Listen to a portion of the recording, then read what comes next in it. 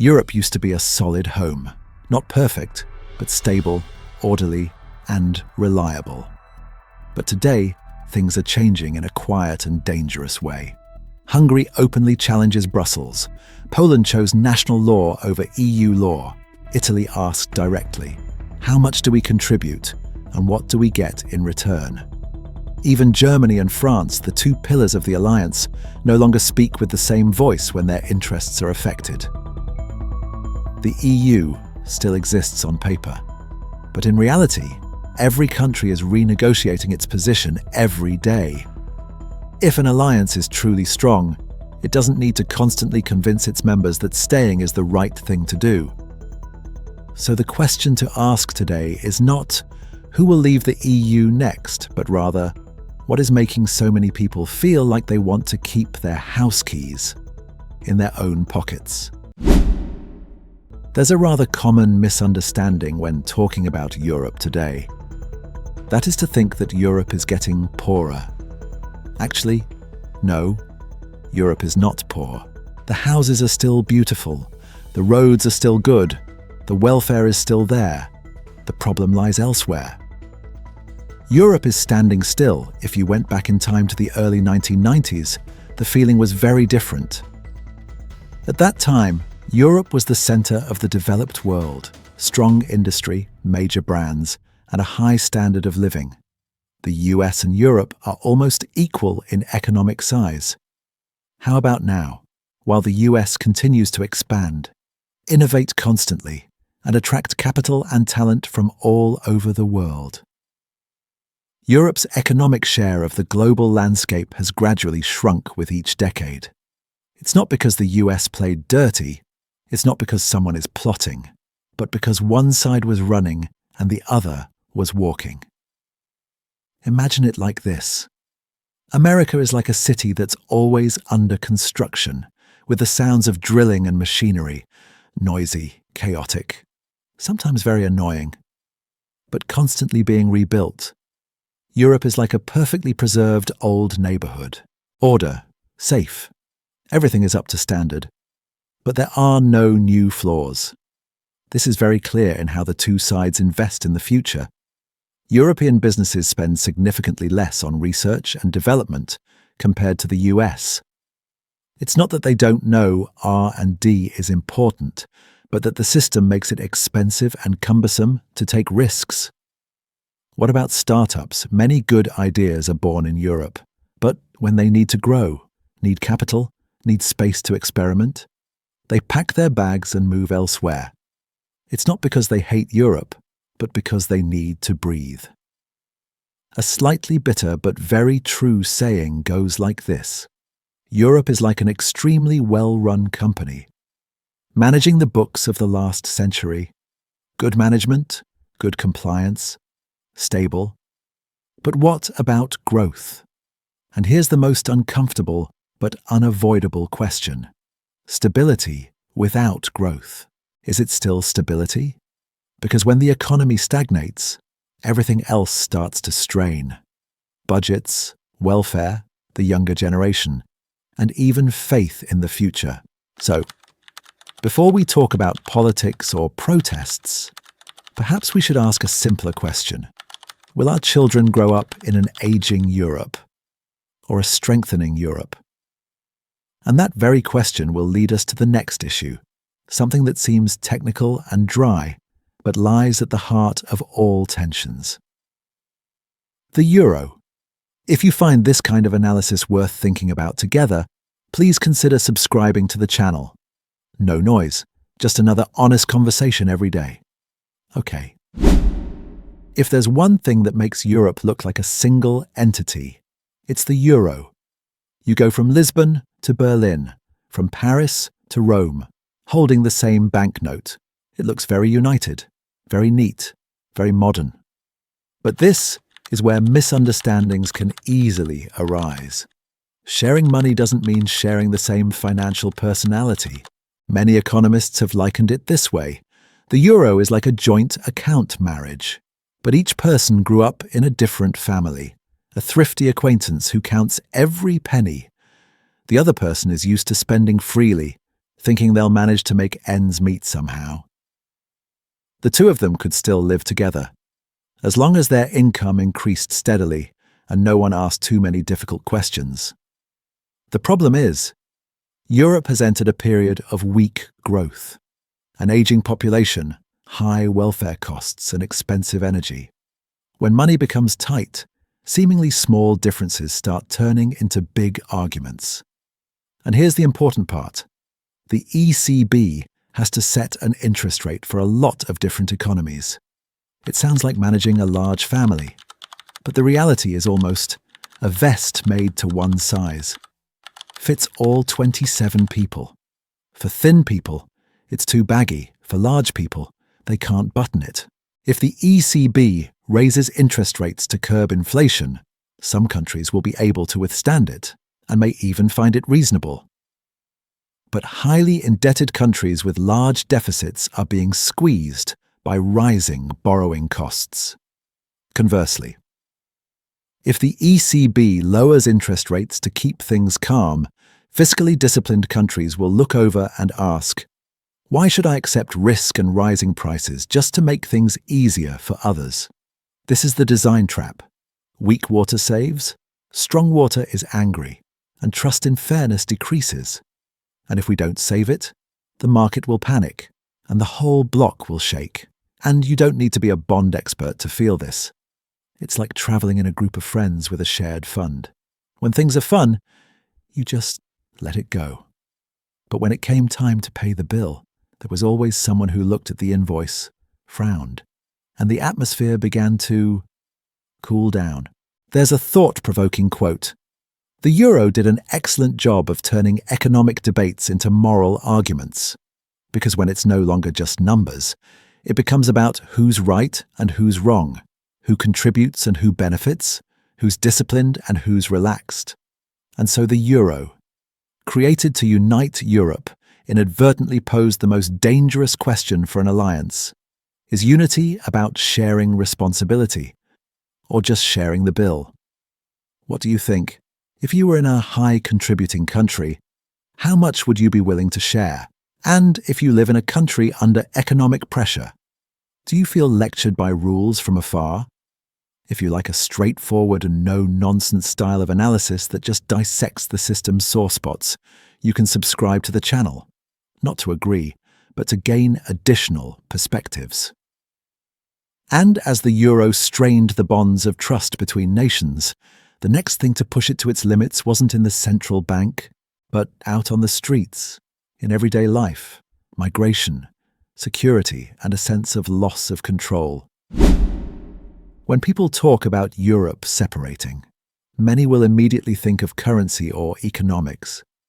But there's something even faster than interest rates at turning society around, a sense of security. And, just to be clear, this isn't the part where we judge who's right and who's wrong from an ethical standpoint. It's not that this person is good and that person is bad. Real life isn't that simple. This is a matter of public perception, especially for middle-aged people with families and children who have regular work schedules and don't have time to live by slogans. Think about the small but very real things. You used to let your wife or daughter come home late without worrying much. Now you text them before they even get there.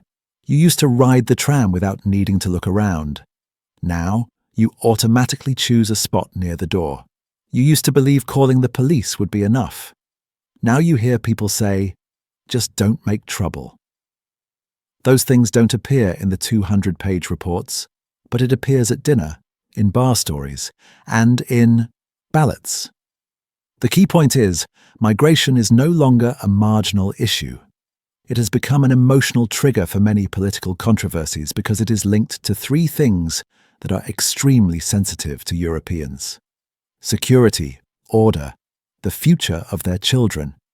According to numerous statistics, migration surged into a crisis from 2015, leading to a series of debates about social integration, community security, and the state's response capacity. There were riots in some places after an incident that caused outrage. There are places where there is debate about the crime rate and the ineffectiveness of the justice system. And in some places, All a politician needs to say is, "We will take back control," to pull in millions of votes. Deeper down, what's frustrating isn't just how many people are coming, but the feeling that decisions are being made somewhere far away. And then the people who live with the consequences are you, the working person, paying taxes, supporting a family. You can empathize with those who are struggling, but you also have the right to ask, who is responsible when the system is overloaded? Someone once said, "We can debate philosophy all day about common values, but when that value forces you to change your route to drop off your child at school, it becomes a very practical matter." So it's no surprise that populist and anti-EU parties are gaining strength. It's not because all voters suddenly became extreme, but because they felt no one was answering very basic questions directly. Is my security getting better or worse? Who is responsible when policies don't meet expectations? Why should I believe that everything will be okay when I'm seeing the opposite? And as the feeling of loss of control spreads, it doesn't just change votes in one country. It began to do something more dangerous, pulling countries apart. As each place has different levels of tolerance, different priorities, and is willing to listen to Brussels differently. That's when the story moved to the next chapter. Eurosceptics were no longer just noise, they were entering into power. In the previous part, we talked about the feeling of being out of control, but the feeling is just the beginning. What truly makes an alliance break apart lies in the next step, the political consequences, and that consequence has a very simple name. The Eurosceptic has come out from behind the corner and gone straight into the meeting room. In the past, skepticism about the EU was just noise. It's a few protests, they are complaints at the pub. Now it's different. It has chairs, there's a budget, has the right to vote, has the right to sign. This trend seems to be emerging quite clearly. Anti-EU forces are gaining widespread influence, present in many countries, with a significant number of representatives in the European Parliament. Even a group skeptical of the EU has become one of the major forces there, no longer a fringe issue. And the most notable point is, this is no longer a minority rebellion. By around 20-25 parties with EU skeptic and nationalist leanings had joined governing coalitions in many countries. They didn't knock on the door of power. They were sitting in the room. But if you ask, so, do they all want to leave the EU?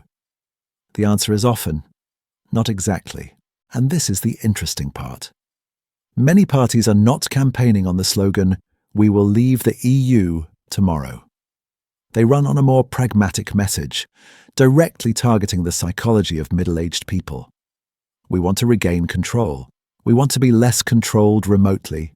We want Brussels to listen more and dictate less.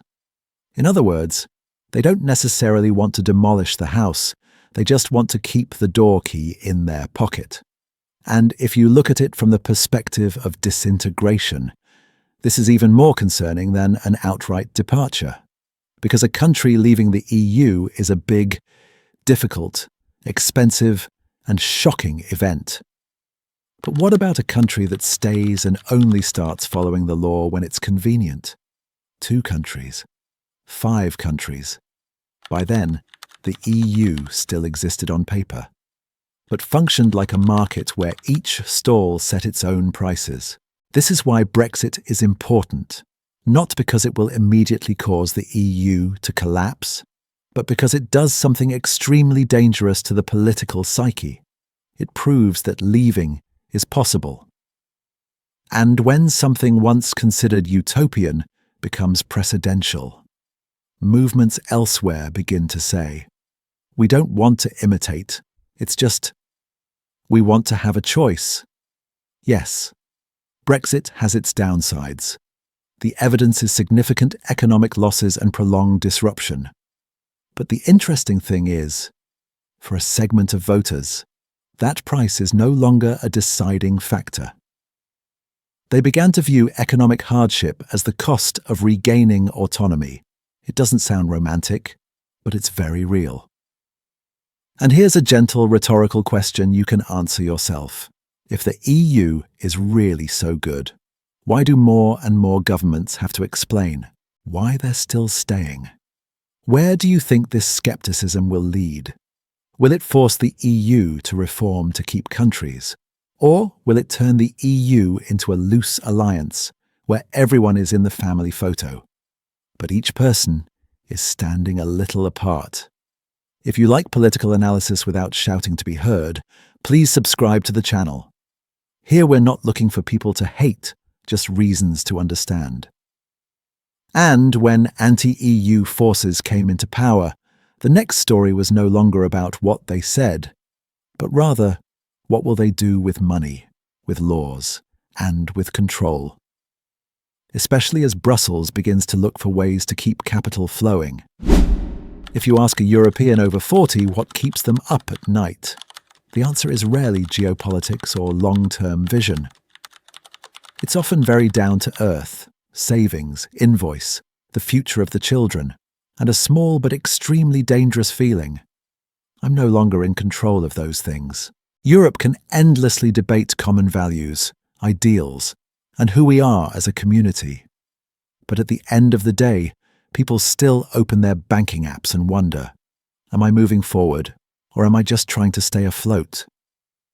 And this is where the EU story begins to get tense, when the economy slows down, when energy is more expensive, when political confidence declines. Brussels has a very simple problem: money. The EU is often described as trying to keep capital flowing with initiatives that sound very appealing.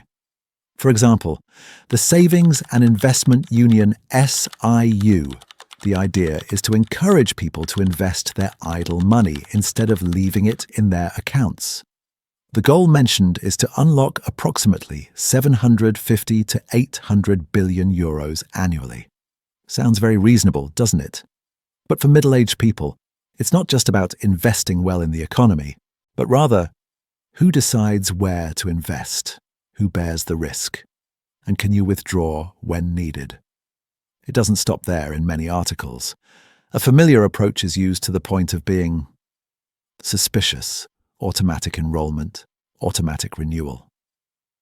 In everyday life, you encounter this type of situation with streaming services or gyms. Signing up is easy, but cancelling is a bit of a hassle. Just one small detail is different. The gym can't print money. And that's when the second hydra appears in the story. The digital euro, a digital euro issued by the central bank. In terms of communication, it's associated with the keywords modern and convenient.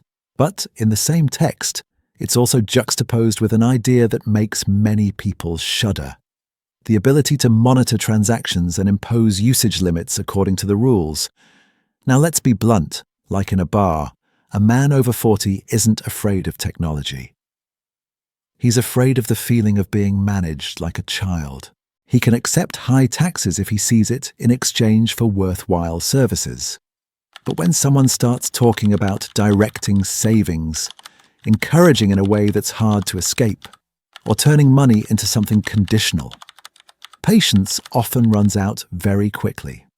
There's a satirical saying that makes many people nod their heads after hearing it. Europe may not know how to grow quickly, but it always knows how to write another form. So the real question here isn't whether SIU or the digital euro are good or bad. The question is, if a system gradually loses support, will it reform to regain trust or tighten its grip to maintain control? When your money can be incentivized to go in a certain direction, can you still call that free choice?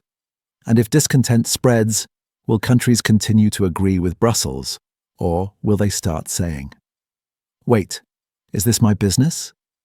If you find these questions worth debating, please subscribe to the channel. It's not about hearing one side being right, but so we have more facts and perspectives while things are still changing. And this is the transition to the final part. When money, control, and trust begin to collide, the issue is no longer who leaves the EU first, but rather who will stop playing by the common rules first. And when that happens, will the EU still be a real alliance or just a name on paper? So, what exactly awaits Europe in the future? Perhaps it won't be a morning where you wake up and see the headline: "The European Union officially disbanded." It might not be a noisy referendum like Brexit, with opposing flags and slogans on the streets. More noteworthy and also more disturbing is a silent scenario. No one announced they were leaving. No one slams the table and overturns the rules. But more and more countries are starting to act as if we're still here. But we don't necessarily have to do things the old way. This law is delayed. That regulation is flexible. That commitment is reinterpreted according to the national context. And so, little by little, common law became a suggestion and unity became a concept, depending on the situation. The big question is no longer who will leave the EU next, but rather who will stop playing first according to the general rules, and how many people will follow suit, because an alliance doesn't fall apart just because someone leaves.